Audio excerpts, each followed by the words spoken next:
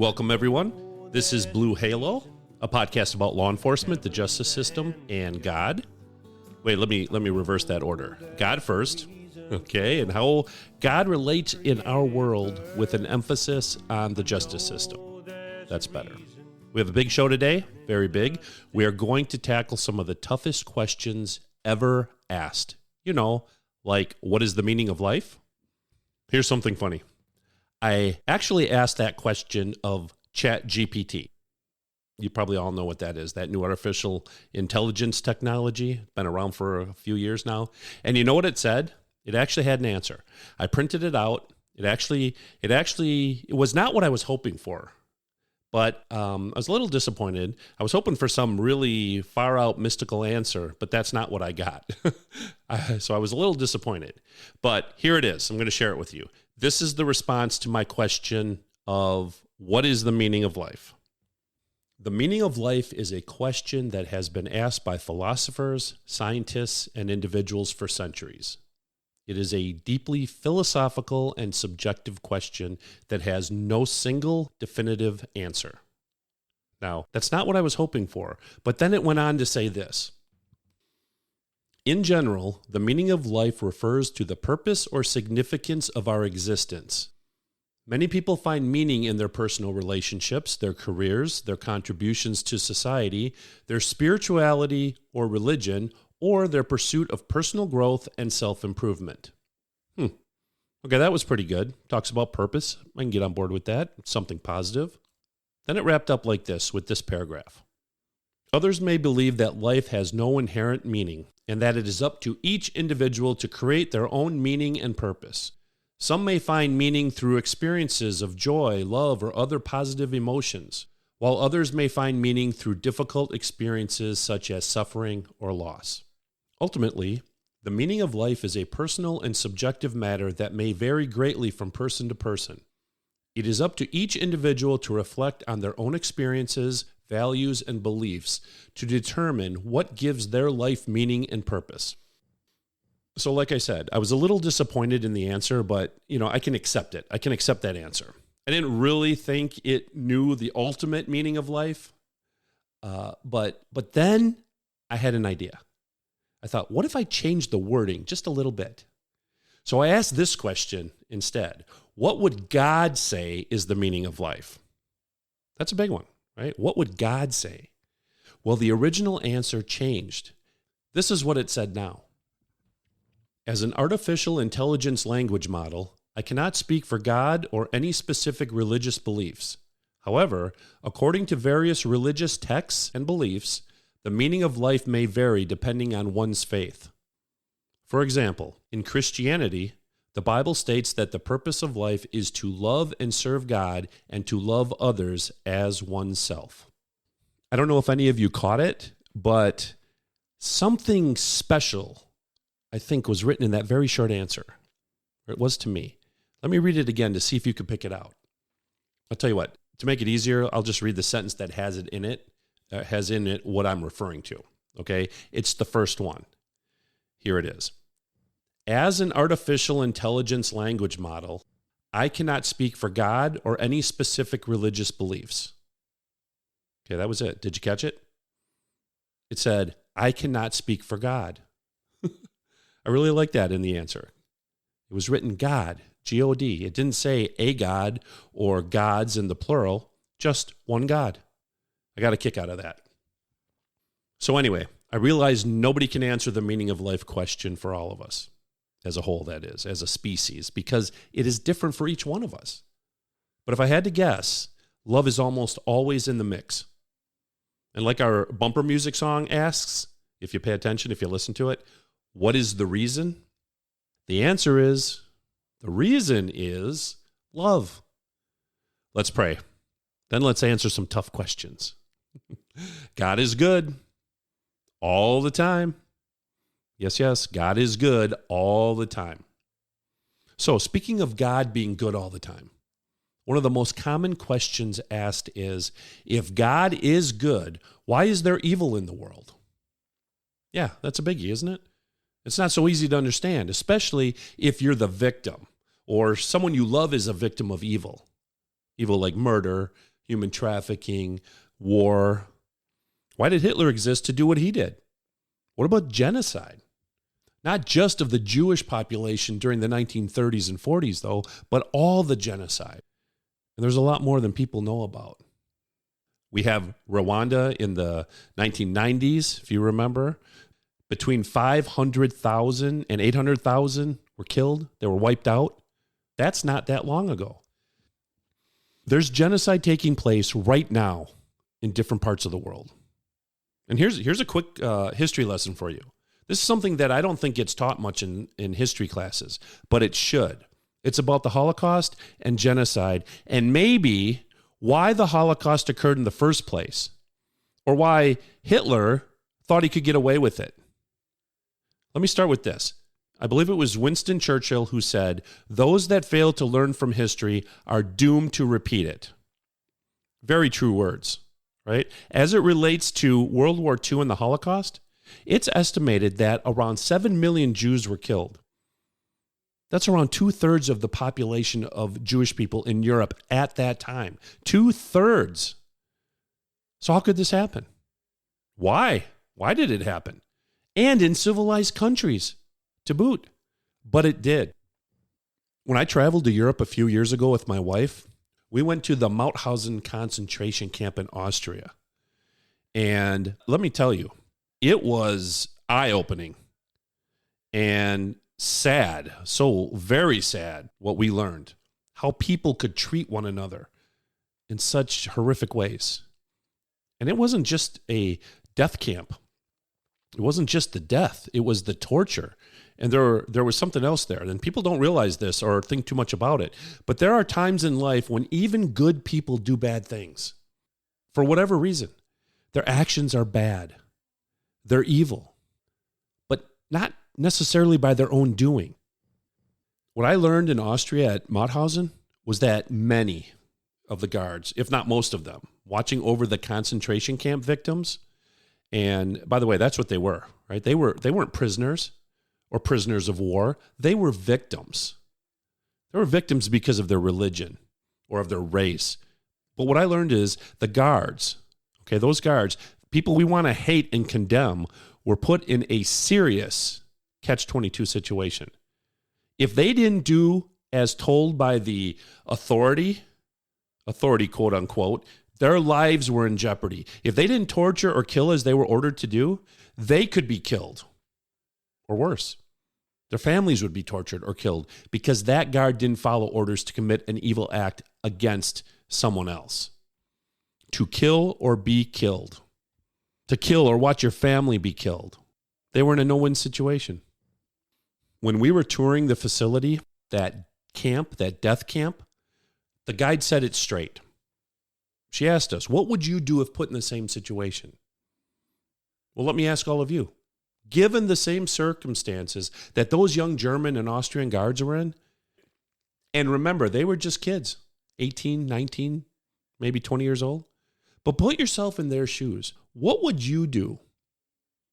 We all know it's ugly. It's evil. We'll get to why God allows this in a minute. But there is something even bigger here.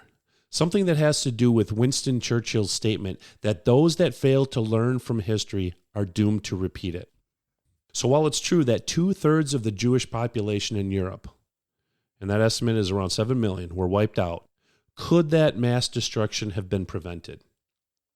History repeats. It does. As Mr. Churchill said, if we don't learn from it, it repeats if we don't learn from it. Here's my bigger point, though. Here's the even bigger picture.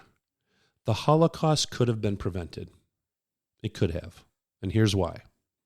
About a generation before the Holocaust, around 1915, during World War I, it's estimated that 90% of the Armenian population in the Ottoman Empire were wiped out.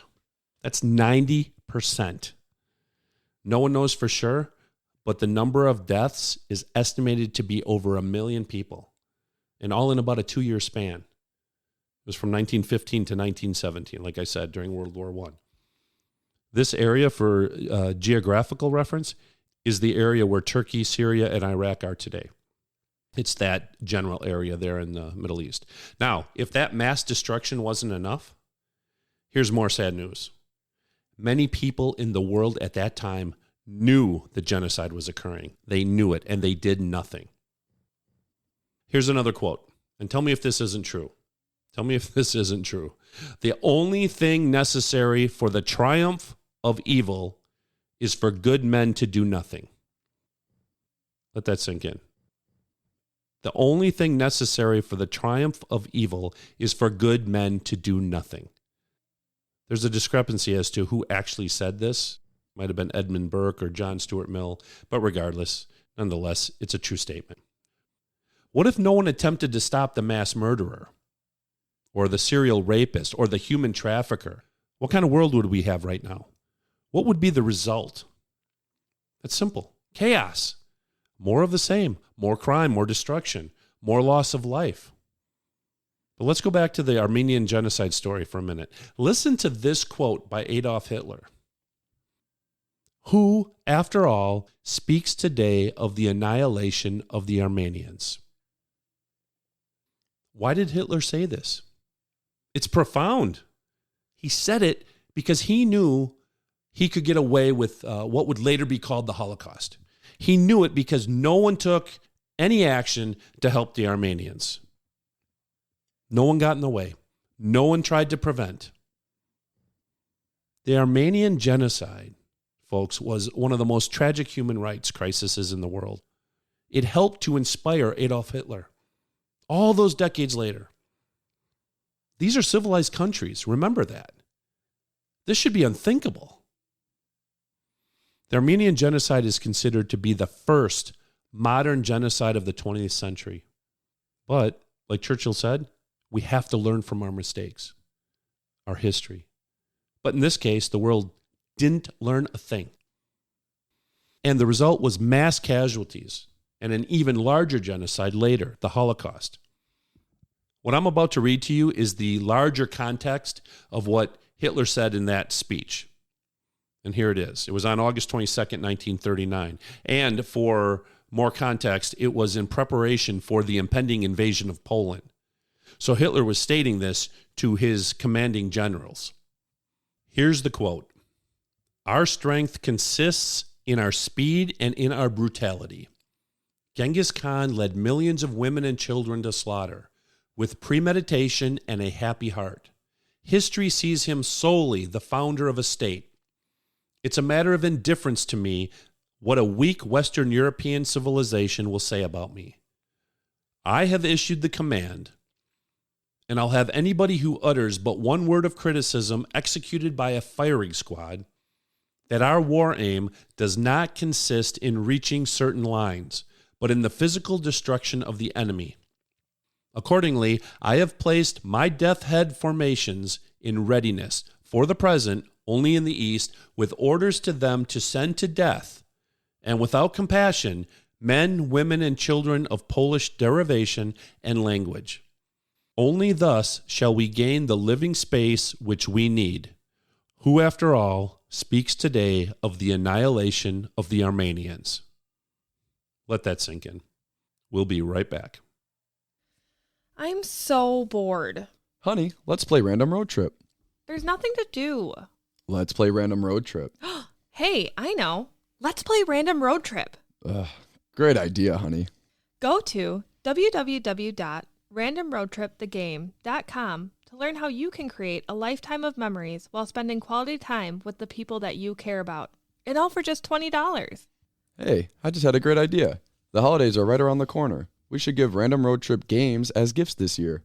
Or we should give Random Road Trip games as gifts this year. I don't know how you come up with these great ideas. What was the website again? It's www.randomroadtripthegame.com. Welcome to fun. Welcome back, everyone.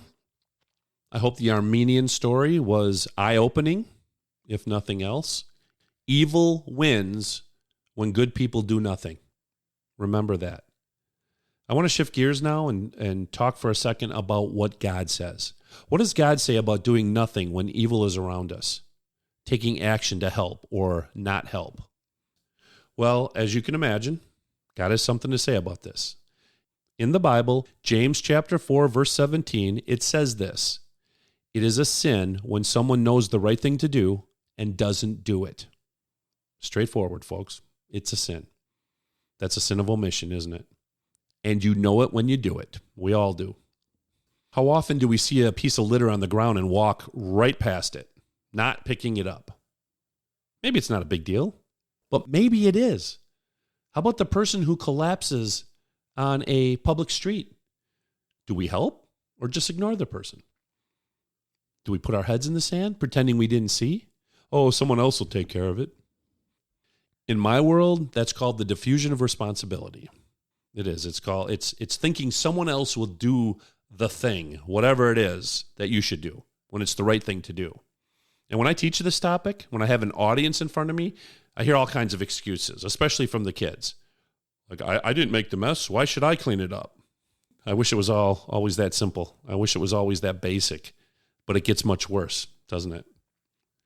Someone needs medical treatment and no one helps. Much worse, right? Well, I'll tell you what I told them, and that's to follow this line of thinking. It's always your turn, okay? It's always your turn. I don't care what's before you. If it's trash on the street, pick it up and put it in the garbage can. Even if you didn't litter, pick it up every time because it's the right thing to do. If someone needs medical help, don't ignore it. Don't think someone else will take action. You do it. It's your turn. Again, you call 911. How hard is that, really? You become the hero for doing the right thing, doing what you're supposed to do anyway. So you go from sinner to hero. Not a hard decision, I don't think.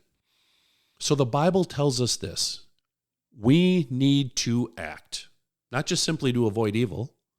No, we are morally obligated to do what we know is good. And speaking of good, let's get back to that tough question. If God is all good, why is there evil in the world?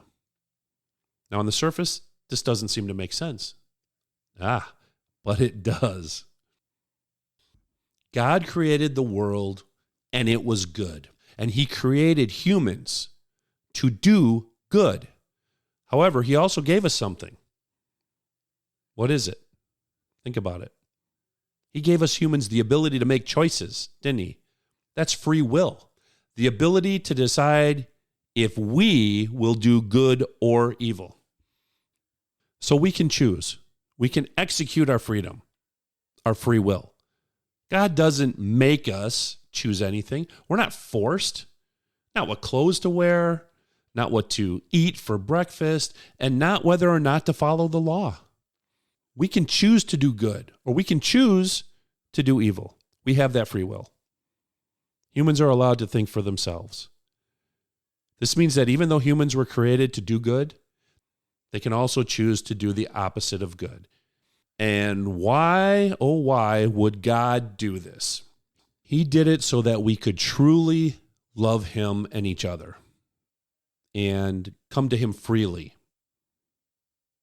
If humans had no choice but to love God and each other, then that really wouldn't mean anything, would it? Wouldn't mean very much at all. We'd all just be little mind-numb robots performing the actions we were programmed to follow. However, since humans have the choice to either love or to not love, to do good works or not do good works, it truly is love that is conveyed when humans choose to follow and come to God and also each other. It's genuine, not forced. It would be impossible and illogical, I think, for a world to exist where humans with free will exist without the potential for evil. Does that make sense? In other words, the very existence of free will produces the potential for good and for evil. This may sound strange, but it's a perfect world that God created. And I say strange because we see so much evil in the world whenever we turn on the news, don't we?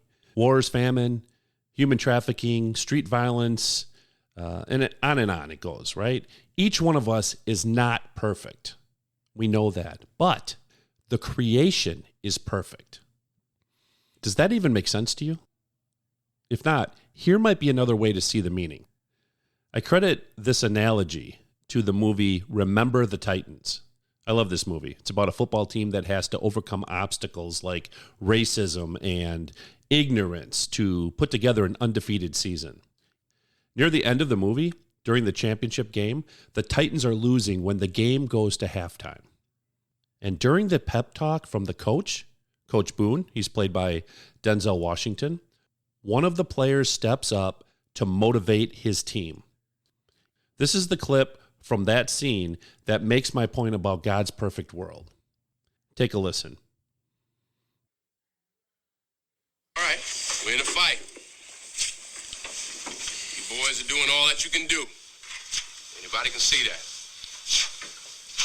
Win or lose, we're going to walk out of this stadium tonight with our heads held high. Do your best. That's all anybody can ask for. No, it ain't, Coach. In all due respect, you demanded more of us. You demanded perfection. Now, I ain't saying that I'm perfect, because I'm not. And I ain't gonna never be. None of us are. But we have won every single game we have played till now. So this team is perfect. We stepped out on that field that way tonight. And if it's all the same to you, Coach Boone, that's how we want to leave it. Strong movie. Strong scene. Do you see the correlation to the universe? The football team represents all of God's creation, and the players, they are the human race. So the character of Julius, and he's one of the defensive captains, he says, none of us are perfect, but the team is perfect.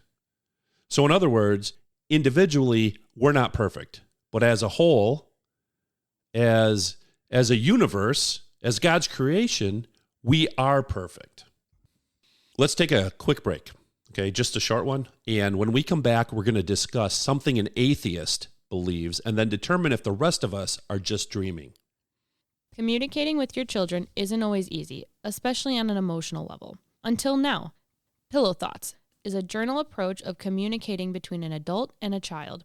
So if you've ever had trouble communicating with your child, know that you are not alone. Many parents have the same concern, and there is a solution. Pillow Thoughts.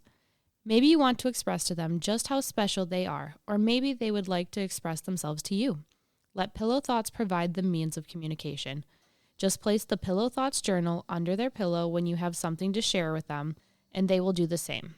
It's a loving, private way to communicate with your children that takes away any pressure and stress, for the both of you. To learn more, go to www.pillow-thoughts.com. Don't wait. Writing is good therapy, and it just might make your relationship with your child stronger than ever. Go to www.pillow-thoughts.com and learn how you can get your copy today. Don't miss those special thoughts you and your children can share together. Pillow Thoughts says, I love you. Welcome back. This is Blue Halo, and I'm Jeff Wambold. Let me ask you a question. Are you dreaming right now? Is this everything you think is real? Just something made up in your own mind? No? How do you really know? Maybe this podcast is just a figment of your imagination, something in your subconscious. Maybe you'd better pinch yourself to make sure. Before the break, I said we were going to discuss something that an atheist believes. But what would an atheist believe that would leave the rest of us to only be dreaming? You probably guessed it immediately, that God does not exist. That's what an atheist thinks. But we know better, don't we? But what a question, right?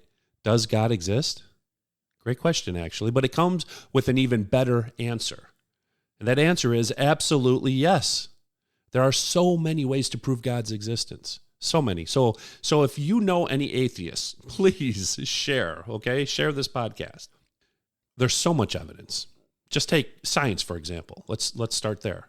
In a general sense, scientists don't even try to prove or, for that matter, disprove God's existence because they know there isn't an experiment out there that can ever detect God.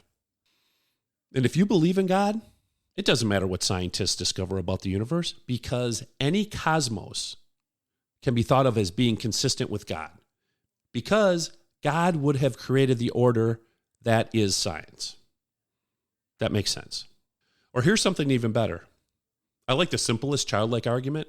We've all heard something like this. So let me do just that, okay? Let me put it in the form of a dialogue between a child and an evolution scientist. It would go something like this. The question asked by the child is, Mr. Scientist, where did we come from? You, me, all people. The scientist then would say something like, the answer is evolution. You see, all species started from a single organism millions and millions of years ago. Next, the child asks, what created the single organism? Well, the scientist might say, the organism was created from chemicals existing on the planet even further back in time than the single organism. That's a long time, the child might say. But Mr. Scientist, what created those chemicals you speak of? Those chemicals, says the scientist, they were on planet Earth when it was formed. That's really neat, the child says. So what created the planet Earth? The creation of the Earth was a result of something called the Big Bang, the scientist says.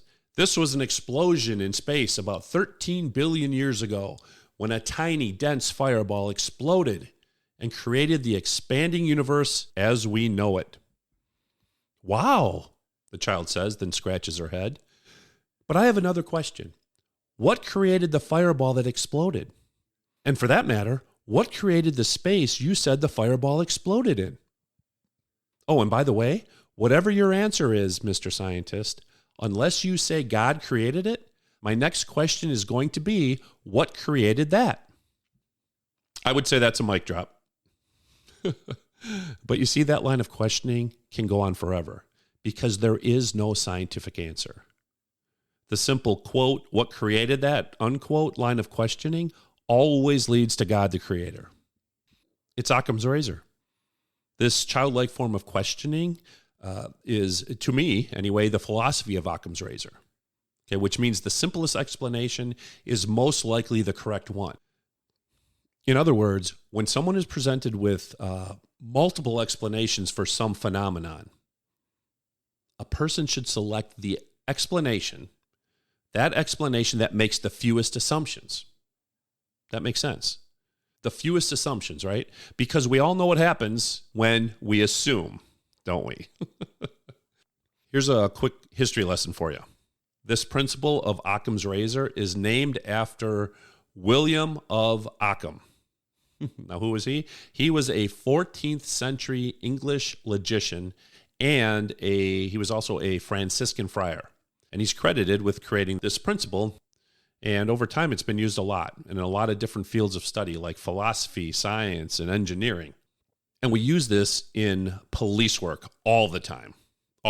Detectives use it when trying to solve a case because it's common sense, really. Start with the simplest explanation of a crime and then work outward to more complex explanations, but only if needed. This saves time and it saves a lot of resources. Here's an example. Let's say a witness reports seeing a suspicious person near the scene of a crime. Now, using the principle of Occam's razor, then, would suggest that the simplest explanation is that this person was involved in the crime in some way. Could be a witness, could be the victim. So now our detectives and police officers who are investigating can then focus their time on identifying that person and finding evidence to link that person to the scene, or if, they're a suspect, they would link them to the crime. That makes much more sense than wasting time on wild, complex ideas with elaborate motives like you see in the movies or, crime thriller books, right? This is reality. It usually doesn't happen the way they portray it in the movies. Maybe once in a while you get lucky, but most of the time it's Occam's razor. So that's one way the Occam's razor principle works in law enforcement. Another way it can be applied is in the interpretation of evidence. Evidence is crucial. It's the information needed to prove a case, to prove a crime was committed. So just as with a suspect, when we examine a piece of evidence, we can use Occam's razor to look for the simplest explanation for how it fits into the overall picture of the case. So take a fingerprint. If a fingerprint is found at the scene of a crime, Occam's razor would suggest that the simplest explanation is that this fingerprint belongs to the person who committed the crime. Not always, but it's most likely. And again, investigators will focus their efforts on identifying this person and gathering additional evidence to build their case. Makes sense, rather than considering more complex theories about how the fingerprint might have gotten there. If you have children, you probably use Occam's razor all the time. Who ate the last chocolate chip cookie? All the kids say, I don't know, wasn't me. Yeah, they say that, right? Including the one with a little piece of chocolate still in the corner of his mouth. Now, what are the odds he took the last cookie? It's common sense. So the original question was, does God exist? Or can we prove God exists? Besides the principle of Occam's razor, there are many other arguments for the existence of God. There's the ontological argument, and the cosmological argument, and the teleological argument, and there's many more, but those are the big three. Now, they sound complicated, don't they? Let's see if I can explain them. I mentioned the cosmos earlier in our discussion and how any cosmos is consistent with God and creation. So let's start there with the cosmological argument. But what does that even mean? What does it mean that any cosmos is consistent with God and creation? Well, let's take a look at what Thomas Metcalf writes about this. You're going to find this intriguing at the very least. He starts out with a question in his 2021 article about the cosmological arguments for the existence of God. Here's the question that he put to the reader. Why is there something rather than nothing? Interesting. Let me say that again. Why is there something rather than nothing? So, I, for one, have never, ever given that a thought. Over the years, I have thought about a lot, about my existence, about how old the universe is. Are there alternative universes? Are there aliens? Stuff like that. But never, why is there something rather than nothing? Metcalf writes, quote, intuitively, it could have been that nothing existed at all. Yet you and I are here, plus a whole universe of other stuff. We had parents, and our parents had parents who had parents, and on back to prebiotic chemicals, stars, and the Big Bang. Yet, where did that, in quotes, where did that come from? Surely there has to be some sort of ultimate explanation, right? These are my thoughts now. I would agree with Metcalf. There has to be some ultimate explanation. For me, though, of course, the explanation is God. But for the sake of answering this question, which is the question of all questions, actually, does God exist? And doing it with some sort of evidence, let's look at his explanation.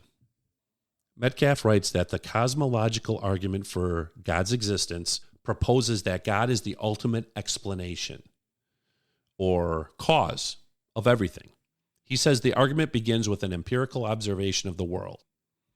So let me stop here for a minute. Empirical means verifiable or verifiable evidence as opposed to theory. Okay, so what Metcalf is saying is there is evidence, not just theory, that certain things exist like motion or causes. This means something causes another thing to happen, like working more hours will cause a larger paycheck, right? Not always in my world, but hey.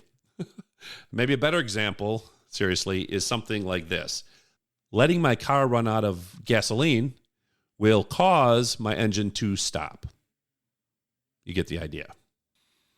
So there's motion, there's causation. And he also writes, just ordinary things exist. And these things are explained by God's existence. They're not random acts. There's a sequence.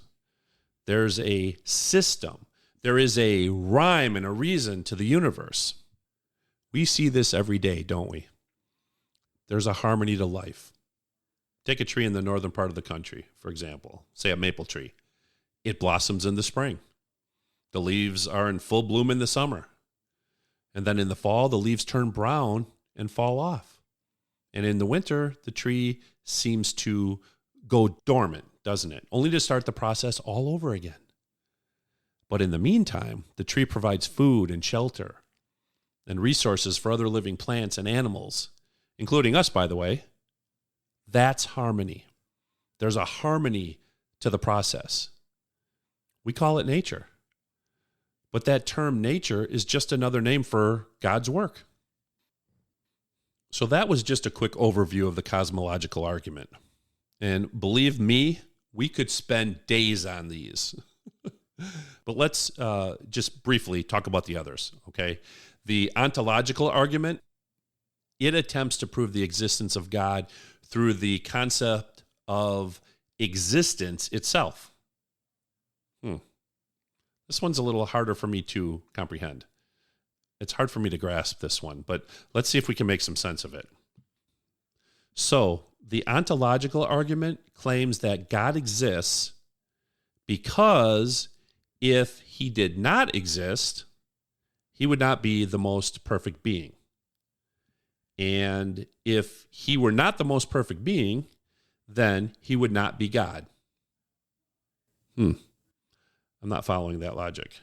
So it says because we can perceive of a most perfect being, and God, if he exists, would be the most perfect being, therefore God exists. That's one way to look at this argument, I guess, but it's not super clear to me. I think I can get behind this other thought process better, even though it's still not completely clear to me. This other thought process says that the ontological argument does not, it doesn't ask a person to assume that there is a deity. So let's follow this. It asks that we simply think of the deity as the greatest conceivable being. Okay, got it so far. And then it indicates that a being that exists in reality, so that would be not just in our minds, or let's say outside of our minds, is greater than one that is just in the mind. So that would be our imagination, our thoughts, maybe our dreams. Okay, that makes a little more sense to me. It doesn't really prove the existence of God, I don't think, but it says that, and I agree, that just imagining God is much less great than the true existence of God.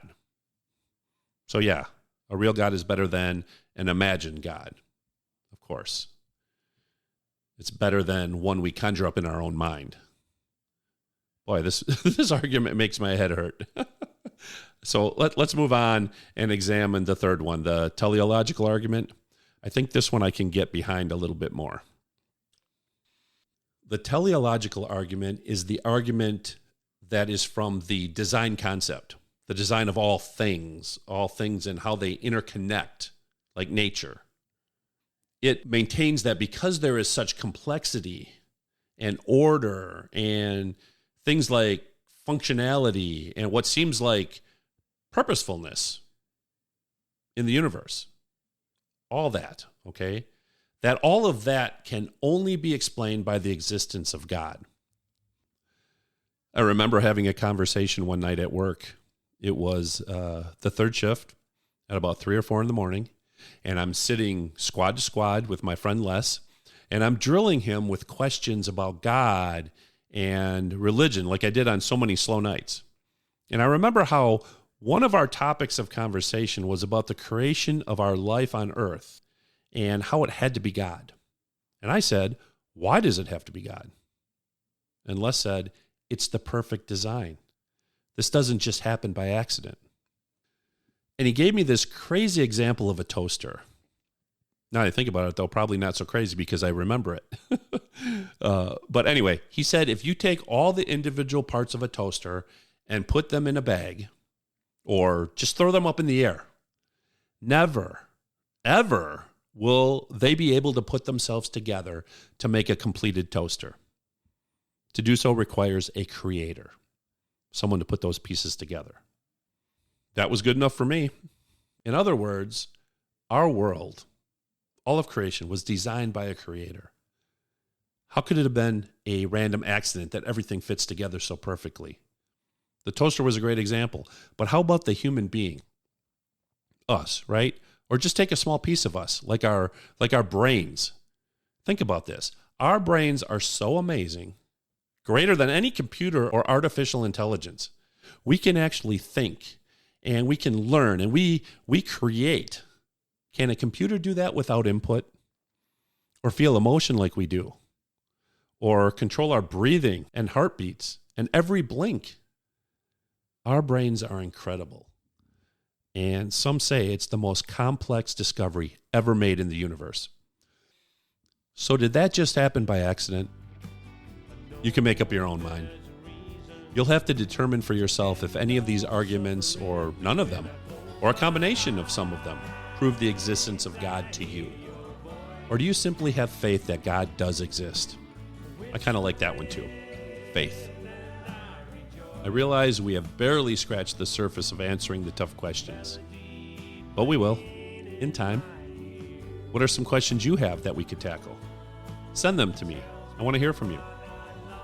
So until next time, please check us out on X and Facebook, and please send me your thoughts and stories and ideas and questions, those tough questions. Our email address is bluehalopodcast@gmail.com. Please like and subscribe and share this podcast so we get the message out to everyone. And don't miss our next episode. It's going to be great. Here's the teaser. Words matter. Is that enough to intrigue you? Maybe we'll even answer another tough question or two. One question I have always been intrigued with is the omnipotence paradox. Some people call it the paradox of the stone. Can God create a stone so heavy that even he can't lift it? Something to think about. But until next time, folks, have a great day and try to see the good in other people.